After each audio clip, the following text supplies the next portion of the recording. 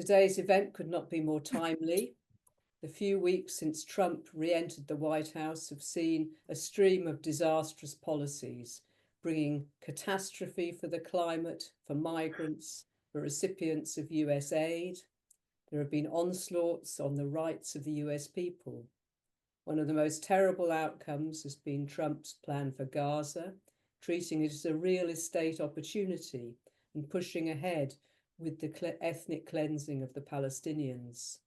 There have been bellicose announcements towards Panama, Canada, and Mexico, and demands for NATO members to spend 5% of GDP on the military. And his determination to treat a peace settlement in Ukraine as an opportunity for perpetual asset stripping of that country is almost unbelievable. So we have a great panel here today to discuss these crucial issues. What are the implications of these policies, and how should US and European peace movements respond? We have 3 speakers, and then we will turn to discussion and also to your questions too. So if you have questions for the panel as we go along, please do feel free to put them in the chat. So our first speaker is Rainer Braun. Rainer served as General Secretary of the International Peace Bureau. He has decades of experience in the German and European peace movements, and he was deeply involved in the Max Planck Institute's planning for the Einstein Year, and he has been a leading figure in promotion of common security diplomacy. So, Rainer, a big welcome to you.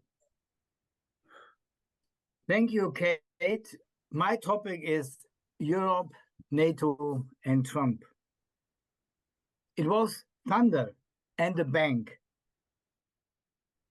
The results of the telephone conversation between Trump and Putin. This was repeated less at the security conference by Vance, who in my view combined justified criticism of undemocratic European policy and measures with arrogance and radical right-wing rhetoric. But more significant, it was repeated in the clear statements of Kellogg, the special advisor of Trump for Ukraine, and by Secretary of State Rubio. Europe is not sitting at the negotiation table when we are discussing Ukraine. There's a lot of discussion. What does this mean? This means today, what we know also from Saudi Arabia, that Europe is only engaged when the discussion of the following up of an agreement will be discussed. So by the peace talks, they're even not sitting at the cat's table. I quote the head of the Security Conference of Munich, Heusgen, who said, "What is happening right now is a European nightmare." What does it say for our topic, NATO, Trump, and peace? First, it shows the great loss of the importance of the European Union. And maybe when we are discussing the military aspects, we can also include Great Britain in the global world of today, due to the tectonic shift in the international balance of power.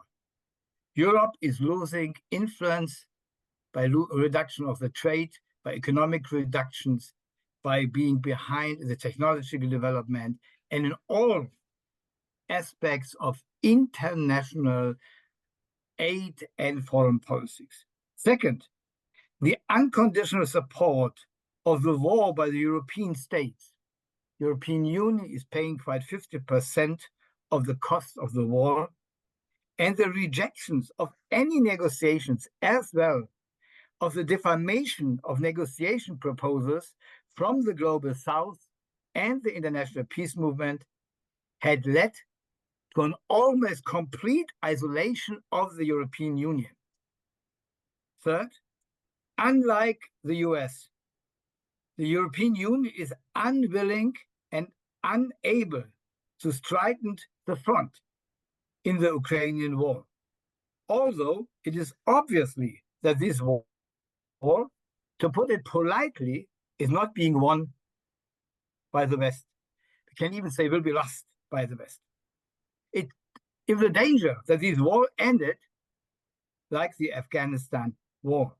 And fourth, the European Union is so unimportant for the US under Trump that the vessel-like elites of this European Union no longer need to be taken into consideration at all.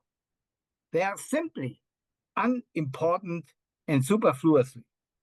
And the speculation that we can separate Russia and China by a negotiation development is, I think, an illusion of the European elites.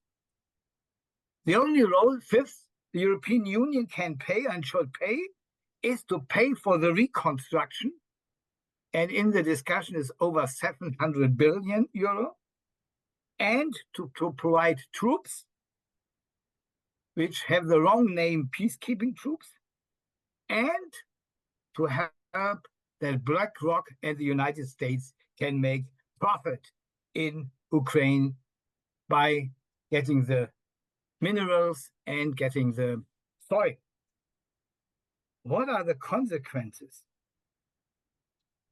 The first consequence of the European elites is that they are trying everything to get a seat at the cat's table, which means to pay even more than it's in mind now. Second is that Europe, the consequences for the European elites, and this is the main result of the Paris meeting yesterday, Europe must become a militaristic factor in the world. Macron was speaking of the militaristic superpower. This means, first of all, 5% of armament rate by GDP, even when everyone in Europe knows that this is dramatic consequences for the social, ecological, and economic development of these countries. So speaking from the German point of view, 5% GDP for military purposes means for the German national budget, every second euro will go to the military. Second point is the militarization of the whole society in Europe. This means the infrastructure, the healthcare system, the education system, and the universities will be militarized and will be more or less under the control and in the direction to support the military development of the country. Third, developing new military structures in Europe, above all, the discussion of the European army, to unite the military forces to a European army, which is difficult because not every country agreed on this, but the directions are very clear, and the steps to the European army were gone during the last years by developing battalions from different countries, which were going to Lithuania and to other East European countries. And the point D, or fourth point, is to develop and strengthen an own military, industrial, scientific complex in Europe, especially an own armament industry, away from the small national defense industries. These attempts are the consequences which are developed by the European elites. These attempts to a greater autonomy, it sounds almost perverse what I'm now saying, is unfortunately the flip side of European militarism. However, it means also an even stronger vassalage and subordination to the United States of America. It is not to develop an independent, more peaceful Europe. It means strengthens the role of vassals of the United States. 3 points for this. First, by buying more weapons from the United States, above all F-35, but all the leaders in Europe, Italy, Germany, Dutch, Belgium were announcing this. Second, by buying and enlarging the fossil energy fracking component in the European energy systems and buying more fossil energy from the United States. Third, by participating in the US aggressive war plans, especially against China, by sending the Marines and the airplanes, and by supporting the US in West Asia, above all, by supporting the plans of Israel and the United States. Let us not be fooled. The emphasis on European Union and independence does not mean European autonomy detached from the US, but we are a factor that you must take serious and consider and include in the US strategies. So it is not to be more independent. So it is an imperial, aggressive, often militaristic strategy, which includes the danger of wars, and it's initiated in an own organized way by NATO. The main factor to organize the whole system, to organize these new developments, is NATO, and NATO means leadership by the United States. How exactly it will be balanced, European Union militarization includes as a part of NATO strategy, it's open, but it is clear that European Union remains unimportant and a vassal, and peace is threatened. The only alternative, and that is my final sentence, the only alternative to this is to come back to common security and to a new European security order, which must include Russia. And I think as a new component, a European security order must also an Eurasian security order, because Europe's security order in this changing world, in the new power structure, is important with the Eurasian component in the security system. So we need the fight for new cooperative structures, and we need a fight for a new power constellation, and the peace movement has to play a key role, but it will be a long way to go. Thank you. Thanks very much indeed, Rainer. A lot of food for thought there. Now, turning to our second speaker, I'm delighted to welcome Niamh Ni Bhriain. Niamh coordinates the Transnational Institute's War and Pacification Programme, which focuses on the permanent state of war and pacification of resistance. She holds an LLM in International Human Rights Law from the Irish Centre for Human Rights at the National University of Ireland, Galway. So, Niamh, welcome. Over to you.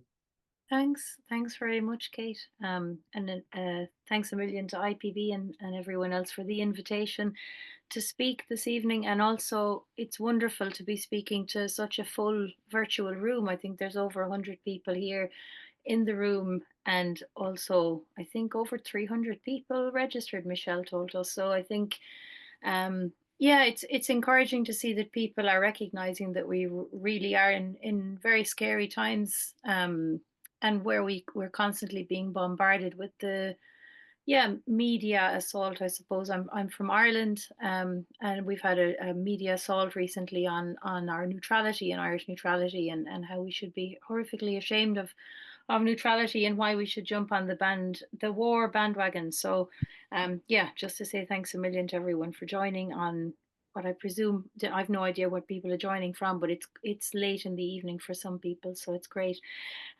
I wanted to mention maybe first, I suppose, what do we understand NATO to be? Because of course we constantly hear that NATO is a defense alliance and it's there to keep us safe, and if we don't have security, well, why would you bother investing in health or education or climate mitigation policies if you're not secure first?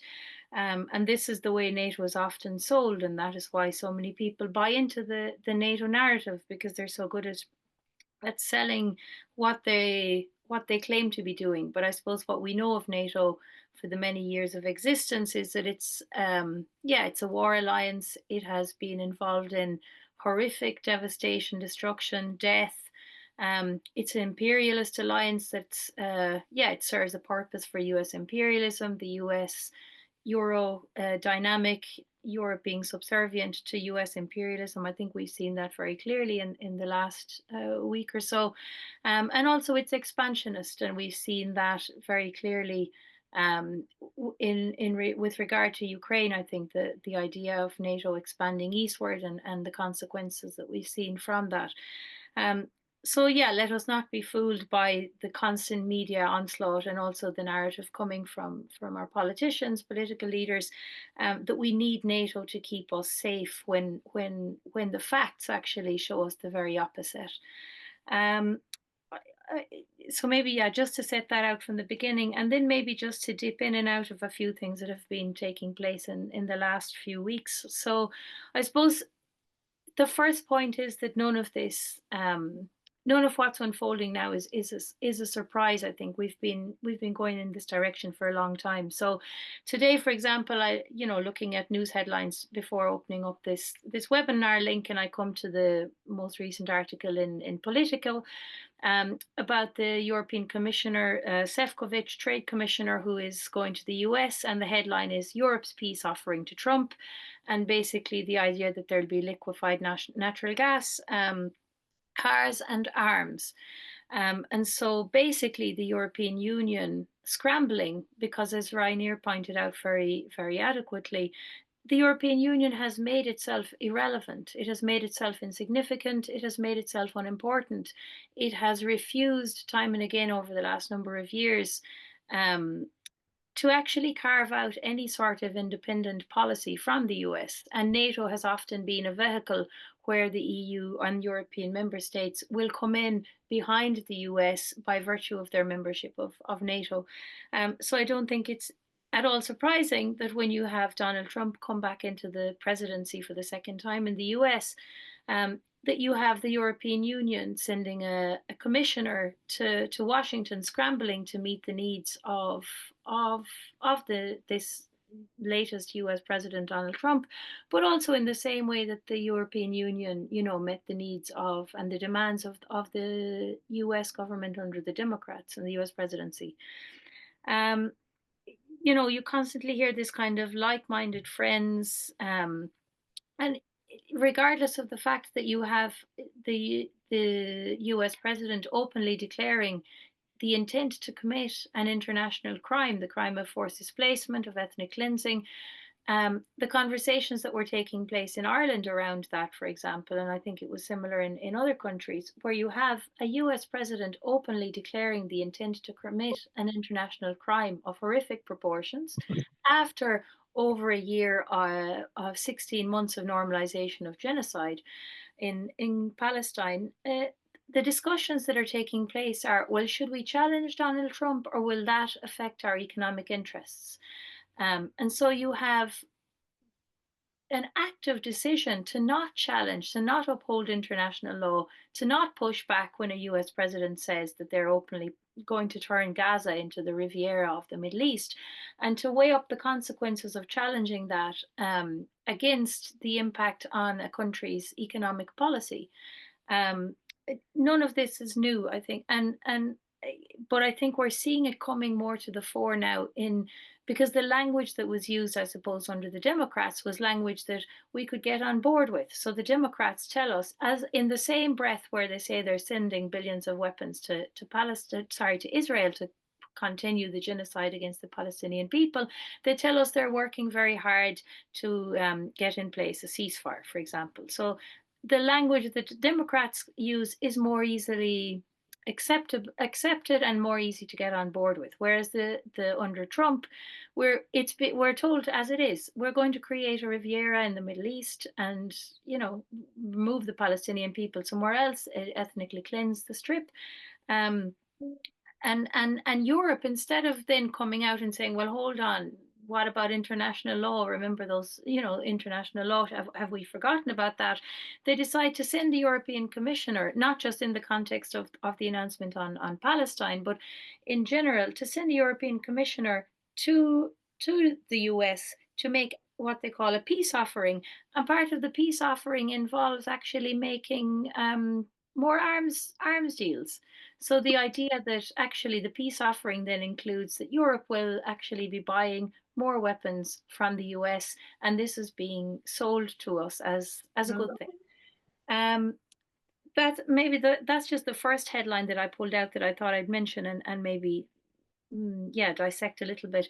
The second thing that I wanted to mention in terms of NATO and the EU, again picking up a little bit on what Reiner said, a few weeks back, it was in January, we had the new Secretary General of NATO, Mark Rutte, a Dutchman.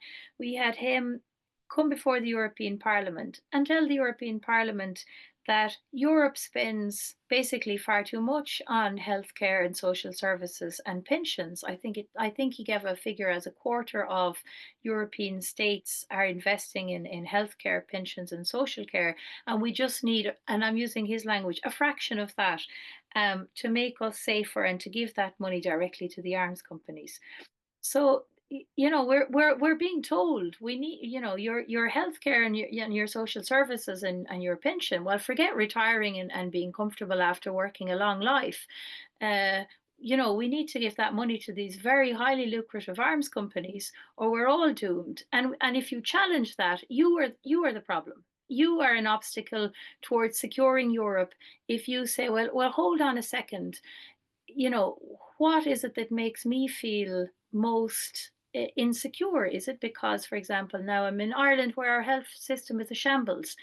In the taxi I got earlier on, the news again said that the date for the children's hospital in Ireland has been put back again. So we've no children's hospital that's functioning in the way that many other countries have.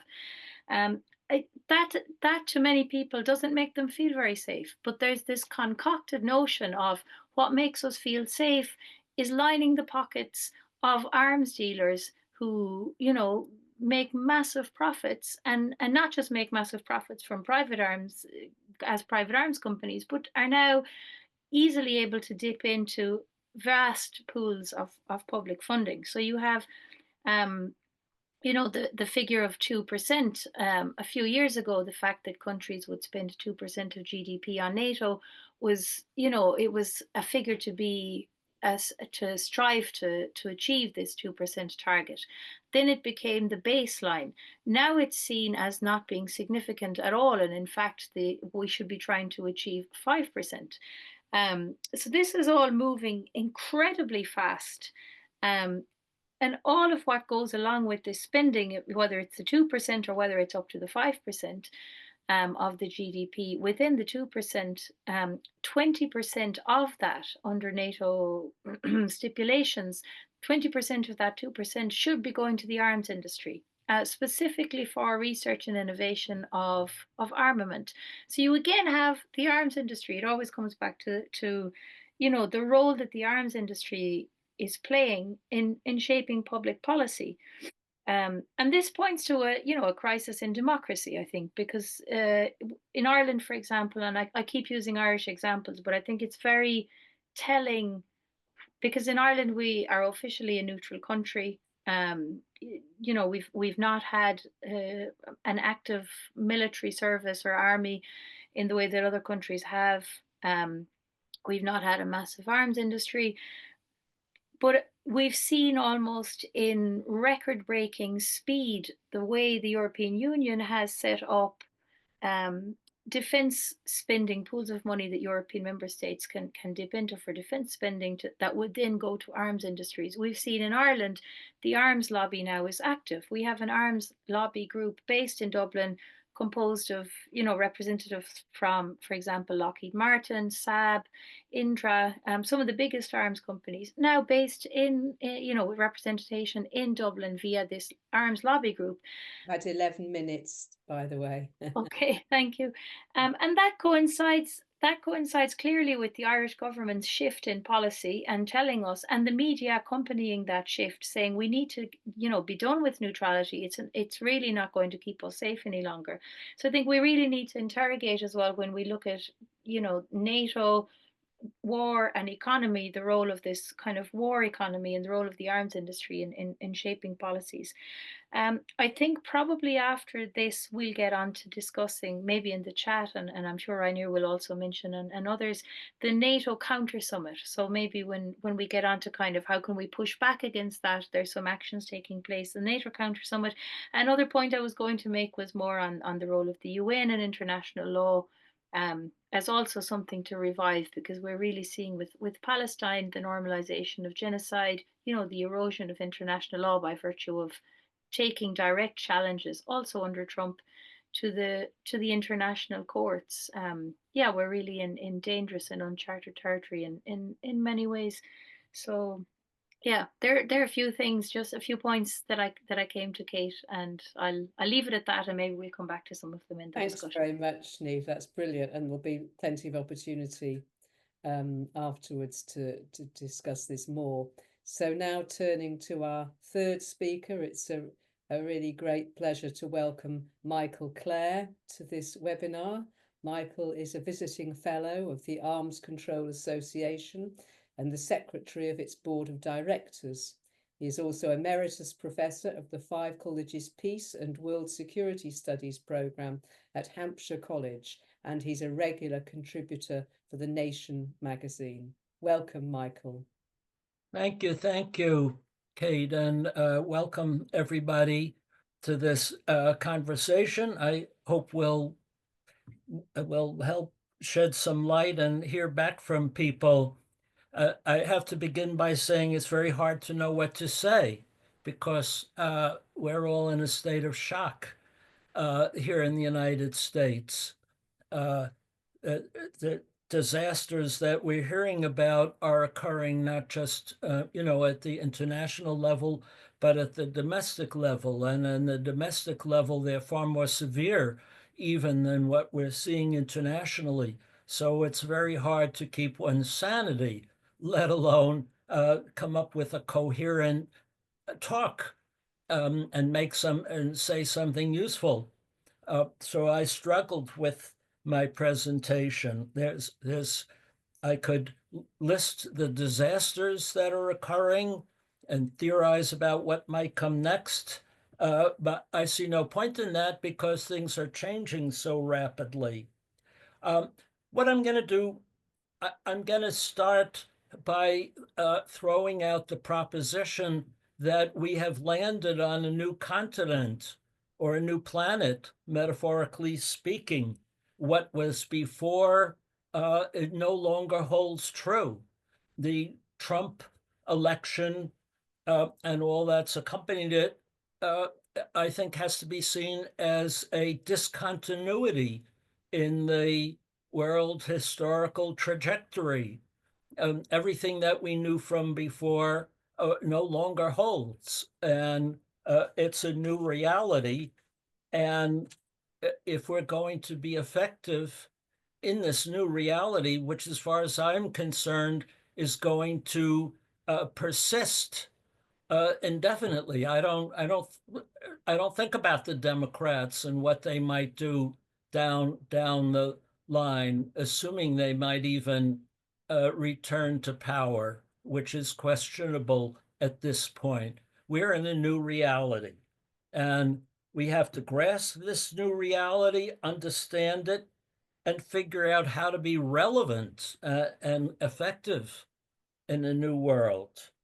So the part about this new reality extends to our domestic life in everyday ways. Post offices will be closed.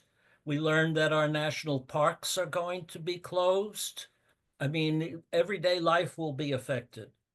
But what I want to focus on in my few minutes is the crucial issue for us, I think, is a new reality as pertains to the making of foreign policy and military policy in the United States.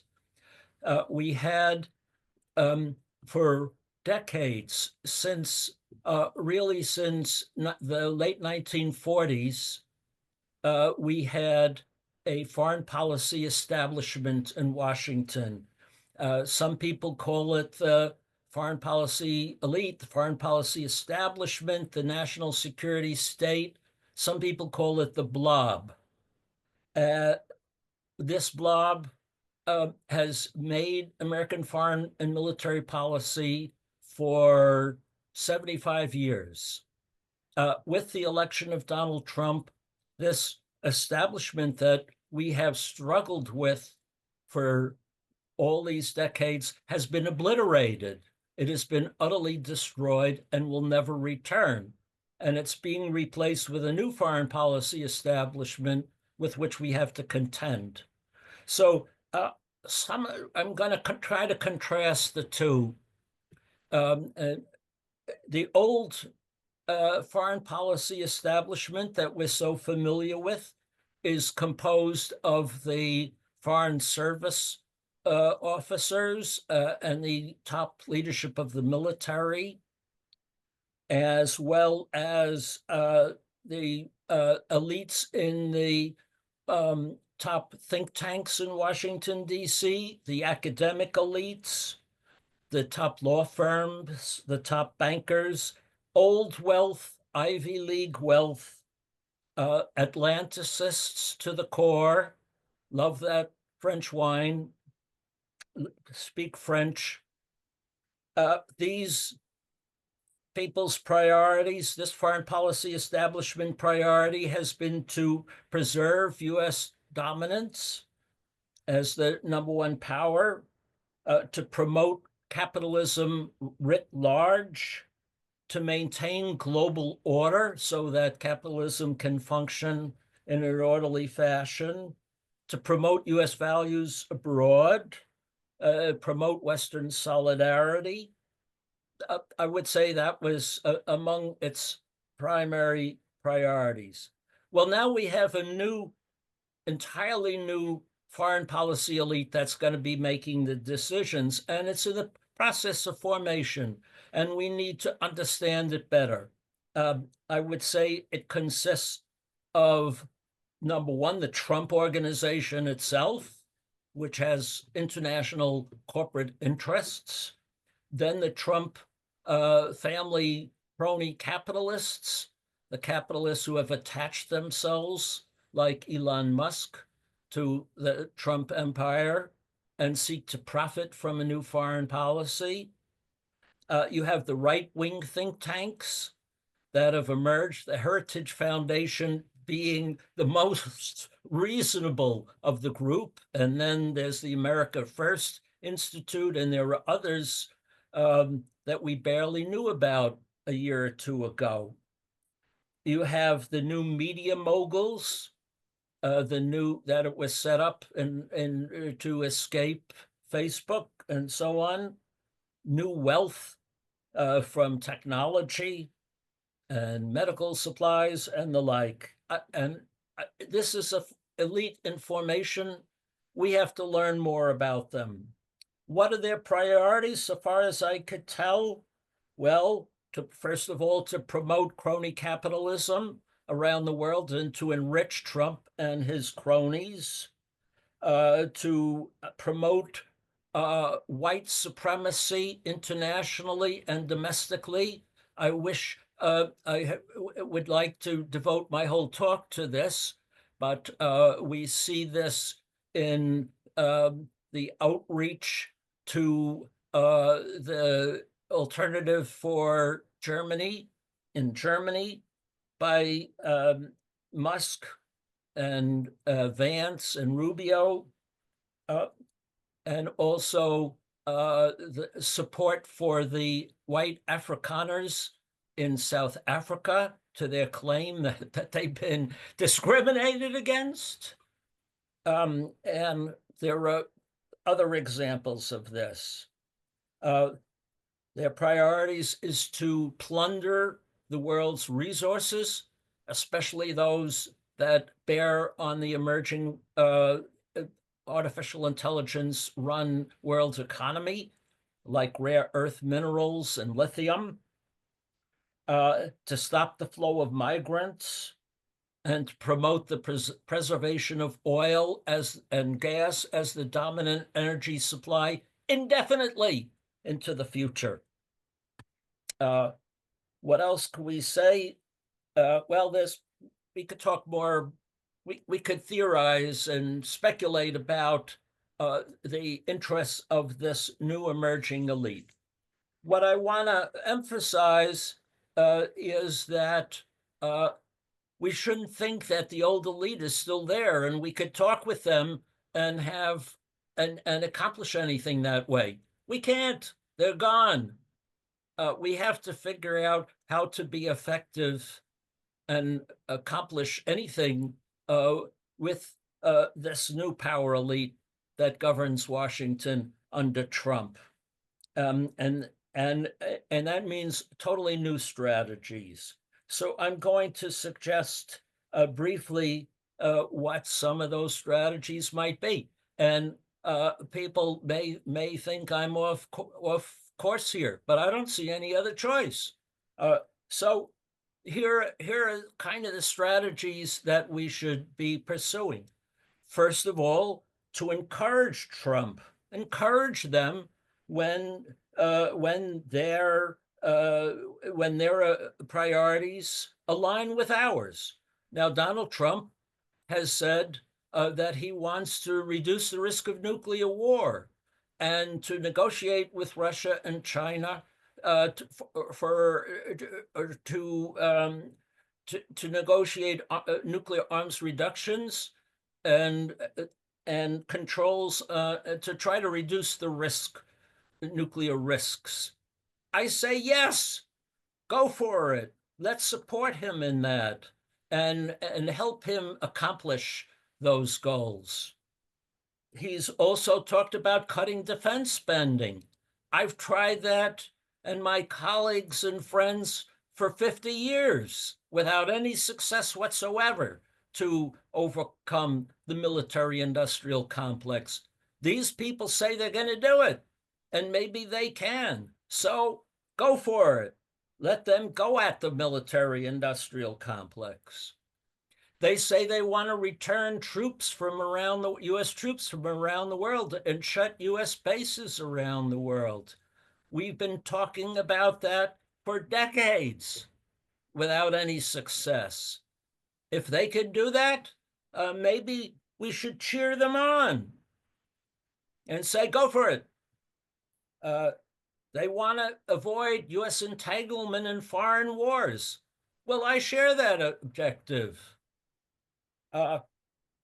And they talk about economic competition with China, but not military confrontation with China. We should encourage them. Yes, you could compete with China economically, but let's avoid war. Let's have negotiations. So that's our first pathway. Encourage them when they're pursuing goals that align with ours. Got 2 minutes left, Michael, by the way. How many? 2. Thank you. Our second pathway, I think, is to persuade these Trumpist elites, to persuade them for their both best interests to embrace our priorities. I think making Ukraine safe from Russia is a priority for us, but it's a priority. It's in their best interests. They want to exploit Ukraine's resources. I find that objectionable and for all kinds of reasons. But if exploiting Ukraine's resources will impel them to provide security assurances to Ukraine, to help protect Ukraine in whatever ways, military assistance at least, from invasion by Russia in the future. Yes, we should persuade them that it's in their best interest to keep Ukraine safe from invasion. So I'll quickly summarize the other places. a path to Palestinian statehood may sound like the last thing they're going to agree to, but it's in their best interests. They want to do business all over the Middle East, the Trump organization and the cronies. They want ties with Saudi Arabia and the UAE. Well, the only way to get there is to at least accept the notion of Palestinian statehood. So, yes, promote U.S. ties with the Saudi oil monarchs, if that entails acknowledging their demands for Palestinian statehood. Well, the third point, quickly, is our other task is to expose the contradictions and the vulnerabilities and the dangers in their priorities, expose their own weaknesses. For example, high tariffs. Trump thinks this is great, but it's going to damage the interests of his crony capitalists and the people who voted for him, like farmers. So let's expose how what Trump is doing is going to harm his own constituencies. Nail him on it. Another example is dividing Europe dividing Europe and making it not and weakening the U.S. alliances with Europe and having an economic fight with Europe.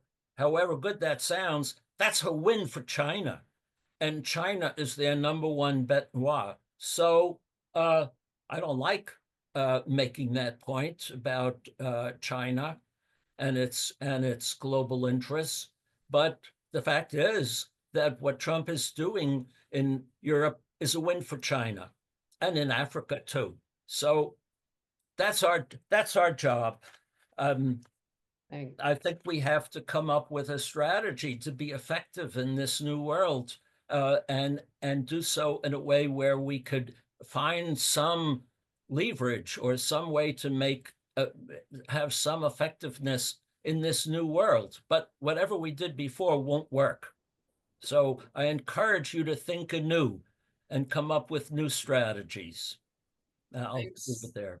Thanks very much indeed, Michael. Lots of interesting views there and information. Thank you very much indeed.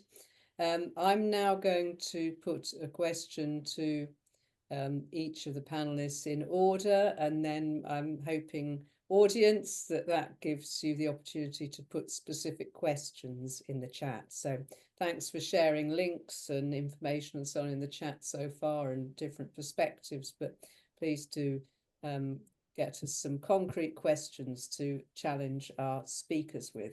So Rainer, to you first of all, I'm going to pick up the points that you were making about European militarization, and obviously those of us in Europe or following Europe are aware of the divergent views that exist between the states of Europe, let's say, and differing approaches, differing levels of spending, of course, as well on the military.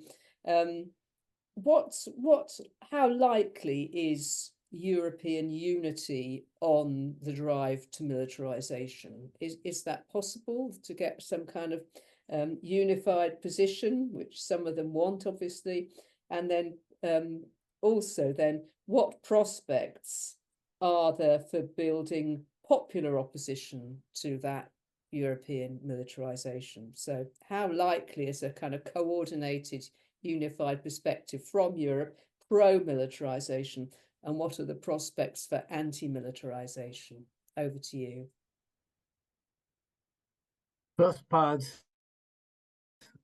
yes, when you are looking to the last years, you can see that the militarization of the European Union is strongly going on. Since 2022, two-thirds of the European Union countries are spending now more than 2% for military spending. Even some countries over 4%, like Poland, quite 4%, all the Baltic countries and others. So the way in all European countries is to increase military spending, and the same is with the development of the arms industry in Europe. We had Airbus since a long time. We have now a combination of European companies coming together for submarines, for the whole shipping industry. We have the same by the tanks. So we have the way to a combined military-industrial complex. Third, we have, for the first time and against all the European Union treaties, spending money directly from the European Union to military forces and military development. So this way will be going on. And I'm quite sure that they will increase the number of military spending in quite all European countries. I'm in doubt if they will reach the promised goals by the contradiction in the different European Union countries, and because the economy in the European Union is too weak to spend 5% GDP for military budget without deeply destroying all the social systems in Europe.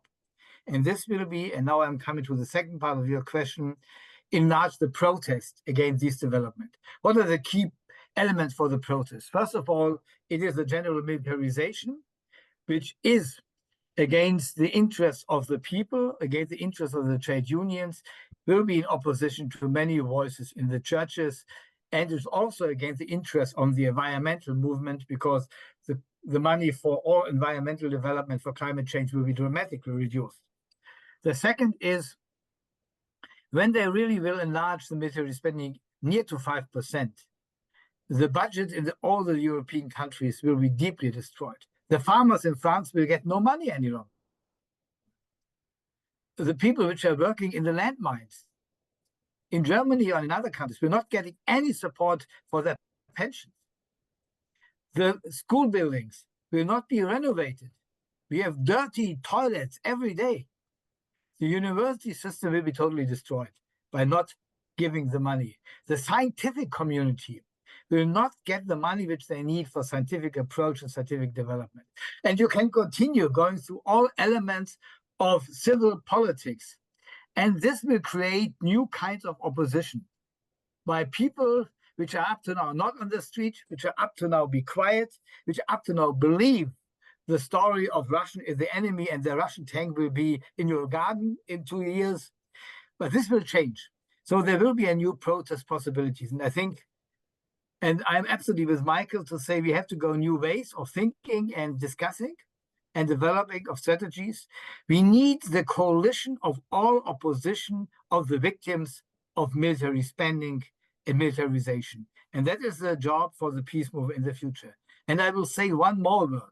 Trump has not said, and this is a key point for Germany, that the new missiles will not come to Germany in 2026. These missiles, which are aggressively can attack Russia in a first use attack, so they are still on the way to Germany. So there is also the need for German protest and European solidarity in this field of peace action. Thanks very much, Rainer. And your point about the missiles to Germany is, I think that's an important one. And I've actually been thinking over the past few days, you know, if he did actually have any anti-nuclear sentiments or genuinely anti-militarization sentiments, presumably he'd stop the deployment of the new B-6112 nuclear weapons to US NATO bases in Europe, and he would decide not to send US nuclear weapons to Britain for the first time in 2 decades. You know, so it's fine hearing the rhetoric about that, his intentions, but you know, we need to see concrete progress on the supposed anti-militarization. The short answer to this, from my understanding, it is possible to reduce the number of nuclear weapons from 6,000 to 4,000 and even 3,500, even without changing any of the aggressive strategy, because there is no use for such a big amount of nuclear weapons. So I can imagine that the modernization and the new weapons you described now will go on, and on the same way, in the same time, we will have a reduction of the number of nuclear weapons in the world because they are useless. Yeah. No, quite so. And in fact, there have been massive bilateral reductions between Russia and the US over the past decades via the New Yeah, START treaty. You know, he could easily renew that treaty, but still continue with new and more devastating weaponry and upgraded systems and so on. Thanks very much, Rainer. Now, Niamh, over to you. You talked about Ireland's neutral status, and this is something that's always been very interesting to the peace movement here in Britain.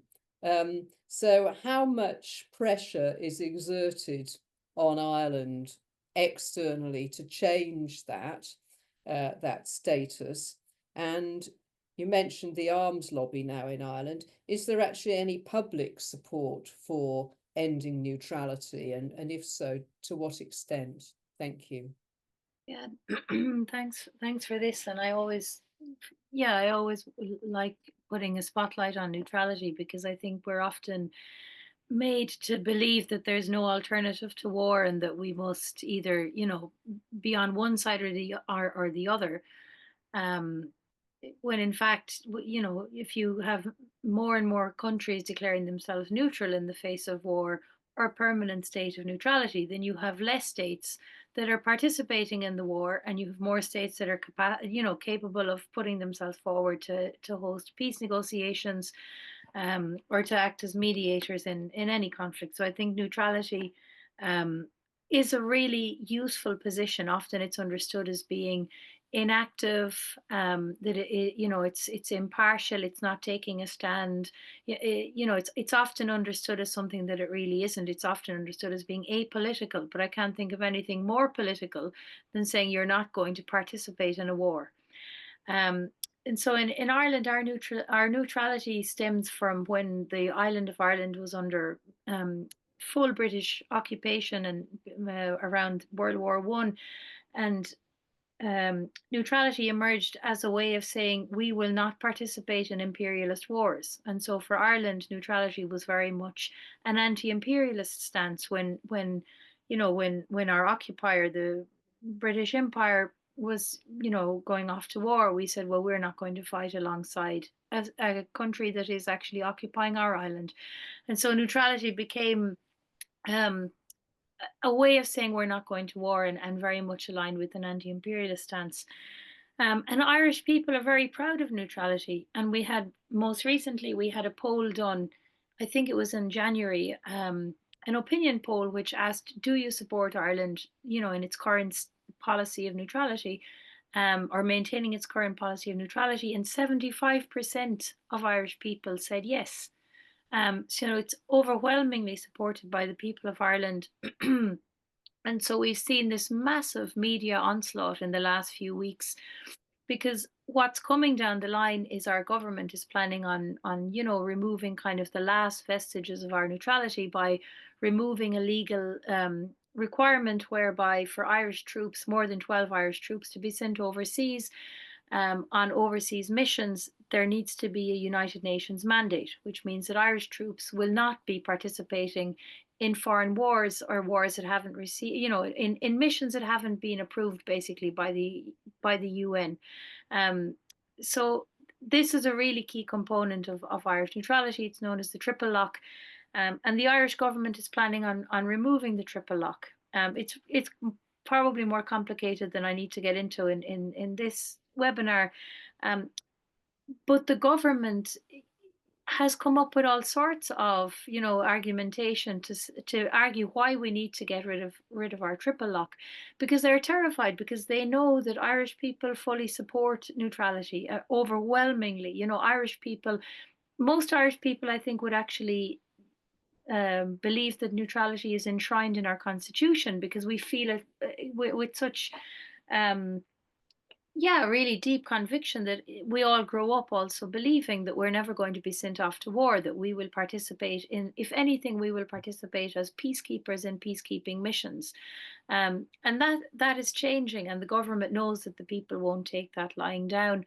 And so there's this kind of government alongside the media, alongside the arrival in Ireland of an arms lobby that's becoming more proactive. you know, treating the people as though we don't know best, when I think going to what Reinier said, you know, the people will, if they see that there's a 5% of the budget GDP going to the arms industry, that the people will say, well, hold on a second, how come I can't retire with my pension, or I can't go to a functioning hospital? But we have nuclear warheads, and we have submarines lining the coast, and we have, you know, fighter jets at the ready, just in case, you know, we happen to be sent off to war or whatever. So I think, yeah, the arms lobby there is an awful amount of pressure. The pressure is coming from all angles. I think very much there's the pressure from the US imperialism, the idea that the Irish economy is so interlinked with the US economy that, like I said, you can have a US president say, we openly intend on carrying out an ethnic cleansing and forced displacement policy, and the Irish response is, well, how might that affect our economy if we were to challenge that? So you have huge pressure, but you also have cowardly political leadership. I mean, the Irish political leadership, if it were to represent the Irish people, we would already have enacted what's called the Occupied Territories Bill to stop trading with Israel. We would already have removed US military from Shannon Airport. But we have a cowardly government that is subservient to US interests, US imperialist interests, and so that's the pressure that's bearing down on neutrality. But yeah, I think the people are very attached to the idea of neutrality. They believe fully in it as a way of keeping us out of wars, and I think, yeah, the government may not. Yeah, we really hope that we will manage to not just protect the neutrality that we have, because it's really a shambles in many ways, but that we will actually hopefully manage to strengthen it. So let's see. That's probably wishful thinking. Thanks, Niamh. Who knows? I'm sure we're all with you Yes. in the maintenance of that status. Okay, and then finally, Michael, over to you. Yes, I mean, what you were saying there was very interesting, and particularly touched me was the disaster that is promotion of white supremacy internationally, and certainly looking at the situation from here in Europe, we're very aware of the kind of the empowering and the boosting of the far right that is taking place in Europe, no doubt elsewhere, as a result of Trump's re-election and his kind of aggressive far right political agenda. So that's of grave concern for us here, and we will be challenging that politically as it emerges in Britain and other countries, no doubt. So given what you were saying, you know, the establishment, the pre-existing establishment doesn't exist anymore, or, you know, certainly not in its previous form, whatever. So what forces do exist in the United States to oppose this aggressive far-right agenda and its white supremacist agenda? You know, what forces will be working to counter that in an effective fashion? Well, that's a little hard to know at this point. The most effective at this point opposition are the attorney generals of democratically led states. Like, I live in Massachusetts, and our attorney general has been in the front line of going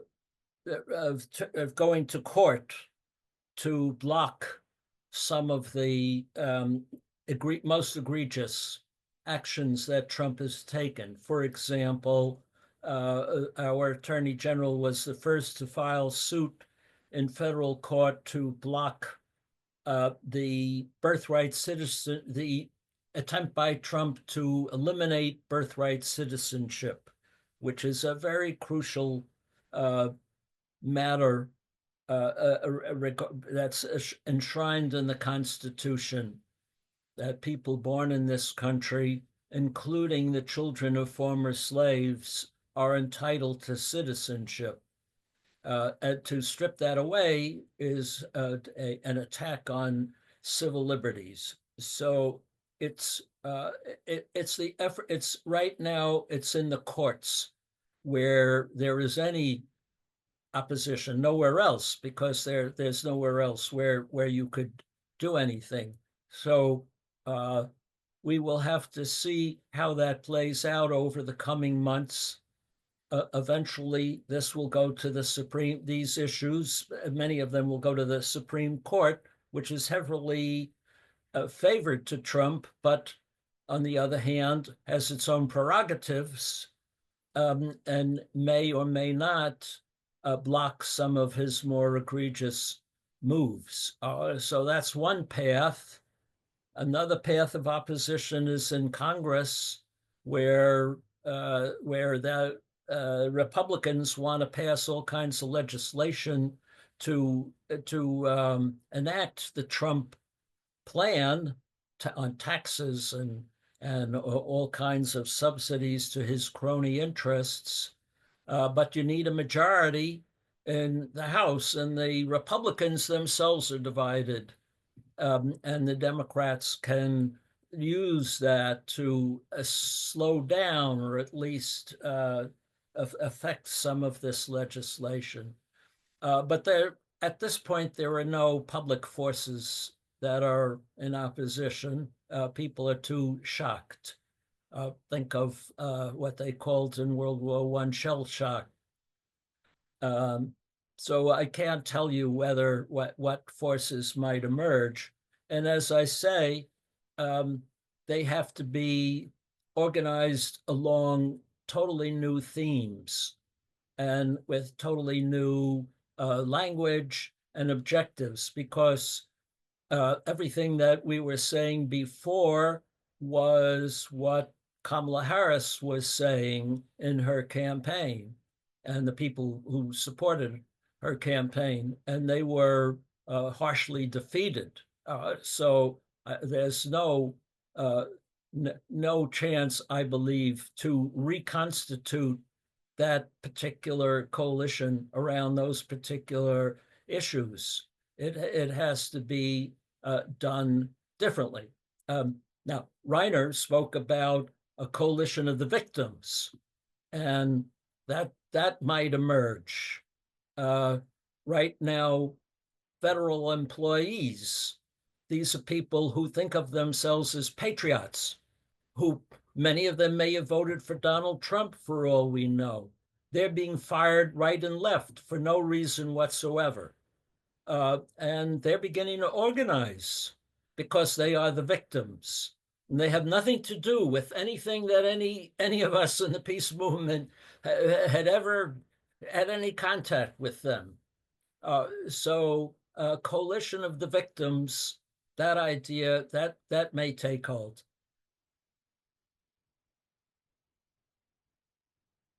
Thanks very much indeed, Michael. Yeah, and of course we are early days, as people are saying. So we have to, in one sense, have to see how things evolve and to see what the actual facts will be. So I've got a few questions here that I'm going to put to the panel.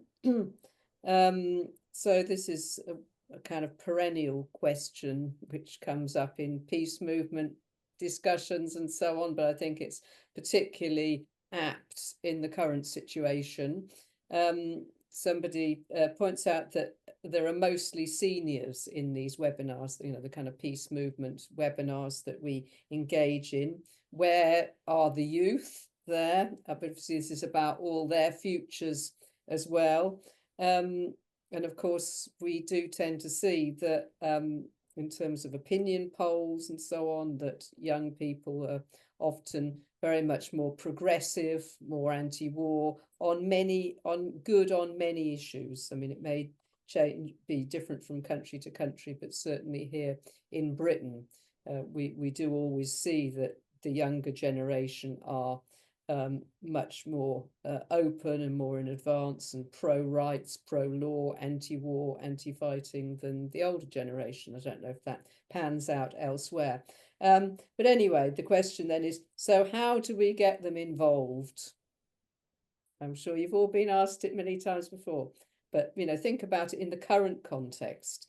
How do we get young people involved? Who would like to go first on that? Can I come on Please on that? do, Niamh. Yeah. Yeah, I think the young people are very involved. Maybe they're not on this particular webinar, but I think if you understand the anti-genocide, anti-Israeli apartheid, the Palestine movement is essentially an anti-war movement also, because it's really challenging the structures of power that lead us to war after war after war. It's challenge. You've had activists occupying arms companies, blockading gates, chaining themselves to railings. All of the people doing all of those. University students that really nearly broke the university system and its complicity in genocide. That was all young people. So I think maybe there's not young people on this particular call, but there's young people on the streets almost every week in most European capitals, but also around the world. I say Europe because it's the context I'm most familiar with. It's mostly young, very active, very politicized people who are saying no to genocide, no to war, no to, US arming Israel, European arming Israel, no to imperialism. And that's a massive cause for, hope and inspiration that there is and there are younger people.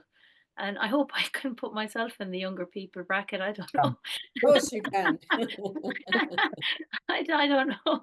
But yeah, I do think there are an awful lot of younger people organizing, and it would be to do them a disservice, I think, to not recognize that on this call.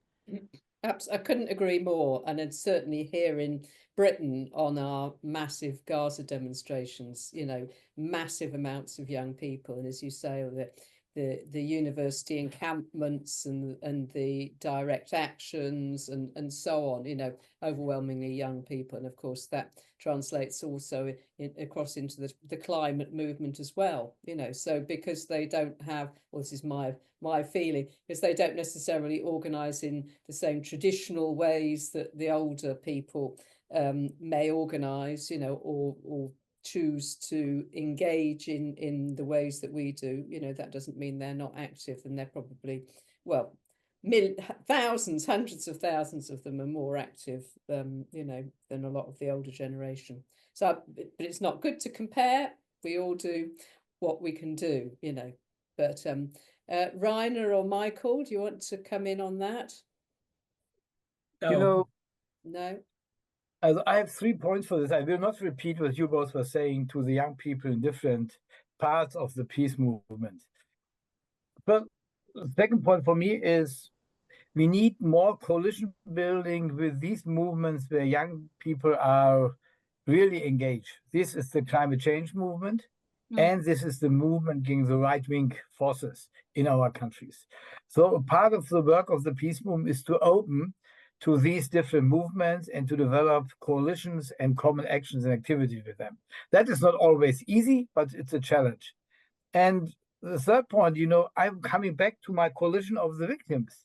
The young people will be the victims of the militarization of the society. At school, at universities, by future work, by the pensions, by everything. So I think there is really a great chance in the discussion and the development of the peace movement also to engage more young people. And I can only say this for Germany. We have, during the last month, the first step, we have a revitalization of young people organizing in so-called youth coalitions in Germany, active against military spending and against the new discussion that everyone of Germany has to go to the army. So there is a chance for the development. But let me say a last sentence to say something for the elder people. The elder people are the majority in the different countries. So when the elder people will together go on the streets, we would be really a big, big power. So I'm absolutely in favor of convincing young people to move, to be active with us. But I would like to say also that we also need to convince all generations to fight against these horrible developments which are in front of us. I do have a thought. I want to disagree with Reiner a bit, even though I mostly agree. I think the peace movement has been under pressure for the reasons you cited, to align itself with climate action movements, pro-Palestinian movements, and other movements that young people favor, or where they're more concentrated, to form broad-based coalitions. And I think in this new era, maybe we have to rethink that. I think that the peace movement's job now should be overwhelmingly focused on its core issues, especially stopping World War III. Oppose nuclear weapons, and not attempt to have a broad agenda beyond that, much beyond that. Anti-militarism, anti-arms industries, yes, is part of that, but mainly focused on avoiding World War III and the use of nuclear weapons.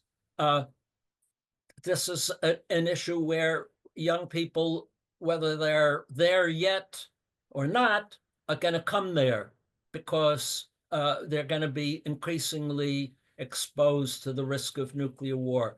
And I think the fact is that we have allowed our issues to be diluted, and set aside and got rusty because of our attempts to form alliances.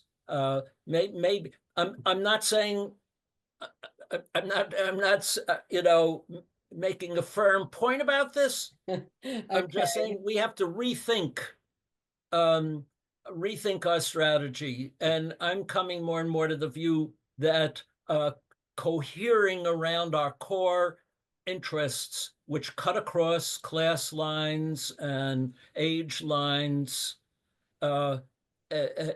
Trump speaks about this. His constituents do not want to go to war, and they do not want a nuclear war. So I'll stop there, but focus on our core interests. Okay, so before we go on to the next question, with the greatest respect, I would just say I couldn't disagree with you more. But it's for discussion. I mean, alliance building is so fundamental to the movement here. But anyway, we can have a webinar about that another time. So, but all opinions welcome here, obviously. So I'm going on to the next question, which is an interesting one, given the changing nature of the world and the sort of differing balances, unipolar world and so on. How do we do peace in a multipolar world? So we have kind of traditional kind of peace movement allies and links and all that kind of thing.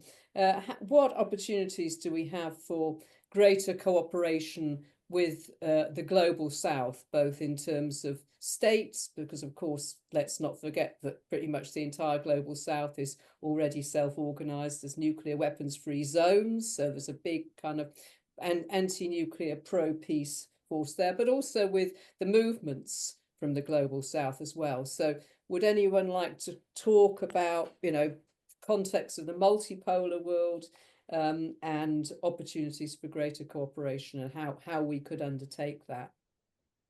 I do, but maybe somebody else go first. Okay, right, over to you.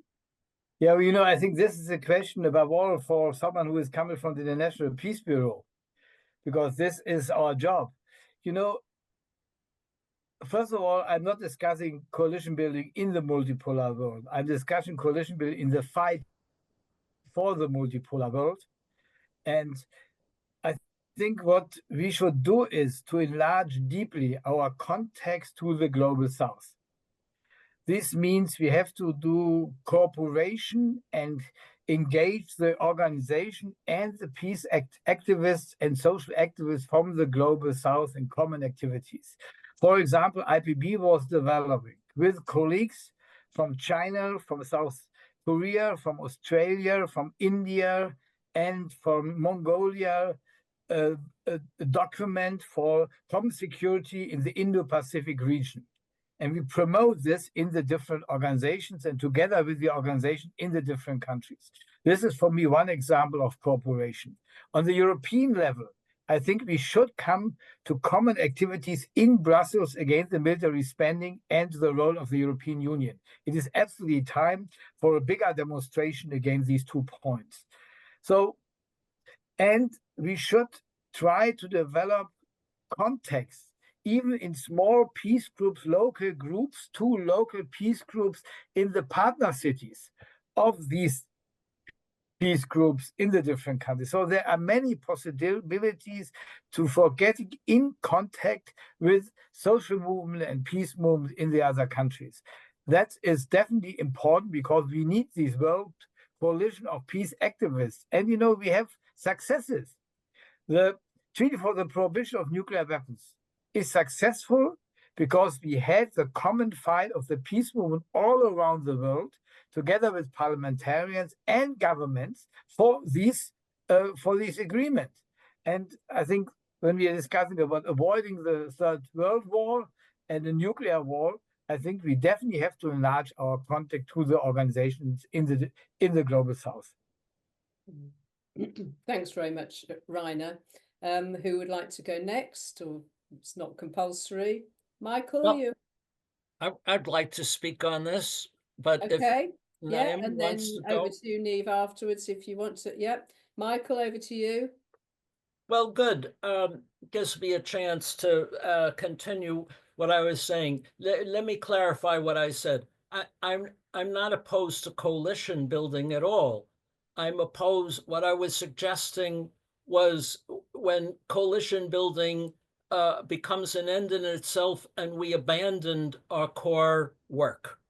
And there is no peace movement in this country to speak of. There are remnants. But what we have is scattered on so many issues. I think that we'll be able to make coalitions when we have promoted and strengthened and made louder our demands. Now, you asked, what do we do in a multipolar world? Well, Kate, I see right behind you a symbol. When I was a young person and starting out as an activist, I didn't have to say anything. All I had to do was show that symbol behind you of CND, and everybody in my generation understood exactly what that meant. No war, no nuclear weapons. We've lost that common sense of purpose around opposition to nuclear weapons and nuclear war that was universal. And we had a symbol. You have it behind you, Kate. But that kind of universal approach has been lost. So in a multipolar world, what we have to do is to recreate that kind of mass movement against nuclear weapons and nuclear war. And because there are people in China and Russia who are just as afraid of it as we are. Thanks very much, Michael. Thank you. And thanks for drawing attention to the fabulous. I hope you could see what's, I hope you could see behind you what I see. Yeah, of course. Yeah. Beautiful symbols. This was a massive demonstration that we had a few years ago. Okay, thanks very much. Niamh, over to you. I didn't really have much to add. I suppose maybe just on the coalition building, because it's something that's I think also interesting to mention. And I think that Michael makes really important points. When it becomes an end in and of itself, you lose the substance that you're trying to combat, I think, to begin with. But I think maybe the way I've seen it unfold in the Palestine circles is that people who may not beforehand have been so aware of the extent to which war and is really not that far away. Actually, they've become much more aware. So by becoming first involved in Palestine and Palestinian activism, because they simply cannot sleep at night and deal with the fact that we have normalized genocide, then they become much more aware, I think, of the other wars and violence and the role of the arms lobby and all of that. People become more politicized through the Palestine movement and take on, and I've seen that much more in Ireland, that it begins to morph from maybe a solidarity with Palestine to really taking on the arms industry and like, for example, stop arming Israel and kind of how that can expand out. But I do agree we shouldn't dilute our demands. We have to be really solid in our demands as an anti-war, as a peace movement. And sorry, that wasn't really in response to No, the that's question okay. at all, Kate. But I think it's interesting because the conversations, I'm always struck whenever I leave Europe, how the conversations taking place outside of Europe on questions of war are completely different. If you travel to Colombia, where I go quite often, or Latin America, where I've lived for many years, they're having completely different conversations than the ones we're having in Europe. And we can be very Eurocentric, when in fact a lot of our, you look at the impact of our Eurocentrism and how that plays out in the dynamics of war, and militarism and arms exports and all of that. So I think that any kind of move to peace in a multipolar world must be led by people, or at least taking into consideration the conversations that we're having, that people are having outside of Europe, actually, because they're completely different conversations, and we need to take those into account. Thanks very much. When I was talking about the coalition stuff, I wasn't in any sense meaning dilution. No one is in favour, I'm sure, of diluting our demands. We tend to see it as a kind of expansion and engagement, really. That's the important thing, and working with allies where we have kind of shared goals, but coming at it from different perspectives. So there's been some references in the chat to the trade union movement, or the labour movement, as whatever you call it, and the importance of that. And we have very strong alliances here in Britain, the peace movement, with many of the trade unions. Many big trade unions are affiliated to the Campaign for Nuclear Disarmament, and one of our most popular slogans, actually you can see it on that blue banner behind me, NHS not Trident, National Health Service not Trident. And that's a kind of common shared goal. We don't want spending on nuclear weapons, we want spending on the National Health Service, so that's a kind of an example of the alliances that have been so important for us here in Britain. So turning then to the final question, we've just got a few minutes left, so if you'd like to just make very short comments, please, panel. There's been quite interesting chat about this going on, about US commercial interests, and thinking about how dynamic the boycott, divestment and sanctions movement is here in Britain, no doubt elsewhere, in support of the Palestinians. Should we boycott US commercial interests? So that's your final question, panel. Who would like to say something on that?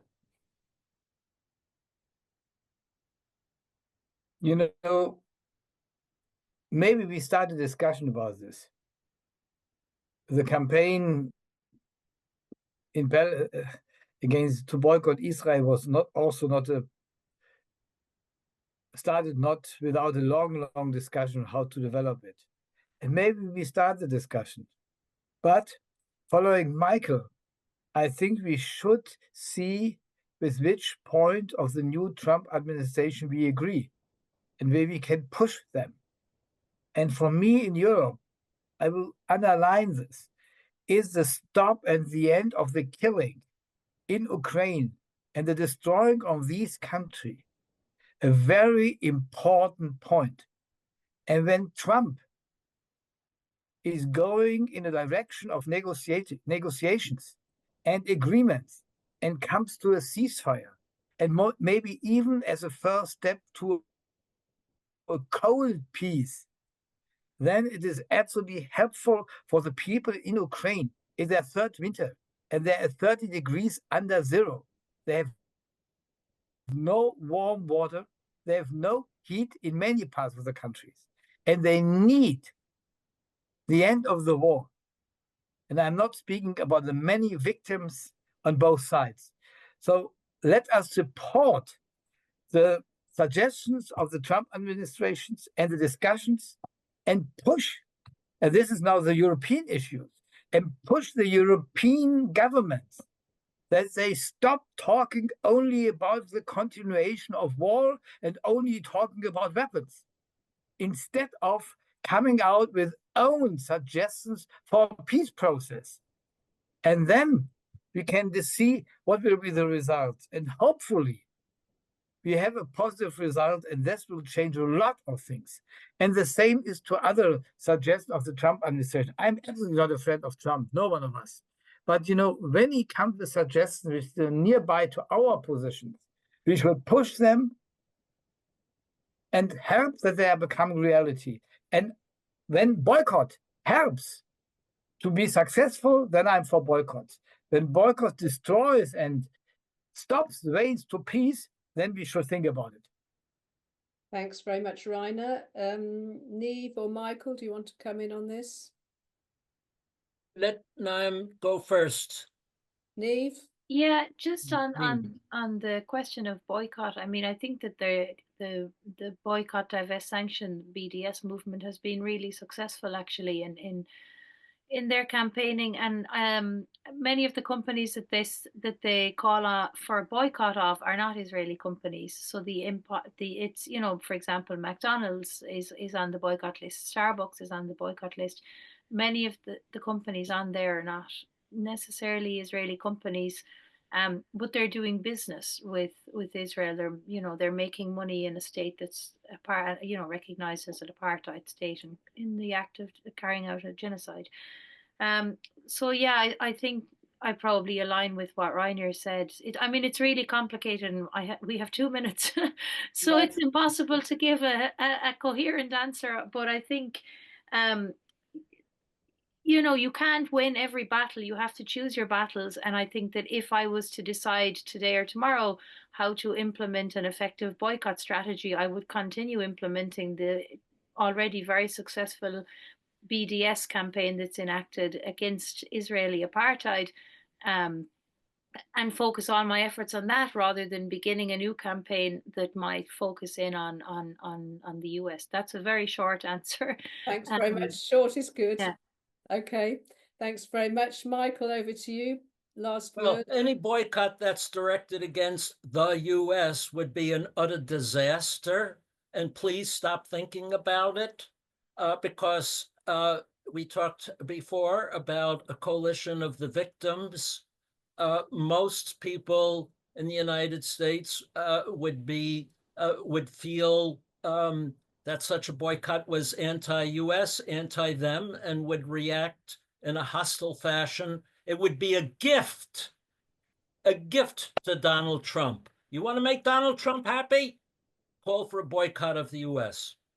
Now, on the other hand, if you want to, as I said earlier, try to probe the differences within the Trumpian world and boycott the Trump Organization and Elon Musk's Twitter X platform, well, that would make a difference, because you could say it's targeted to parts of the Trump empire that most Americans see no benefit from economically, or the opposite. So you have to want to maybe take advantage of those differences, but to attack the US is a crazy idea. It's a gift to Donald Trump, and that's the last thing you want to do. Okay, thanks very much. Thanks to our panel. Thank you very much indeed. I'm just going to pick up on something now which Niamh mentioned at the start, which is the anti-NATO events. So one of the hosts this evening is the No to NATO network. So on behalf of that, this is to remind you that from June the 24th to the 26th, the next NATO Heads of State Summit is taking place in The Hague in the Netherlands. So the peace movement in the Netherlands is very actively organizing around this. The peace movement across Europe and elsewhere is also actively in support and working to build the best possible, biggest possible opposition there. So I can inform you that on Sunday, the 21st of June, there will be a counter summit. There's a long history of counter summits, both, well, everywhere really. Wherever these events take place, there is a counter summit that will take place on Saturday, the 21st of June, and that will be followed on Sunday, the 22nd, by a big united demonstration against NATO. So please do start putting that in your diary. If you can't get there yourself, please do organise an anti-NATO protest or demonstration or action in solidarity with the counter summit event. So on that happy note, thank you all very much indeed for your attendance and participation this evening. Thank you to our excellent panel, and thank you to our technical hosts from the International Peace Bureau. Many thanks. Bye-bye, everybody. Thanks, everyone.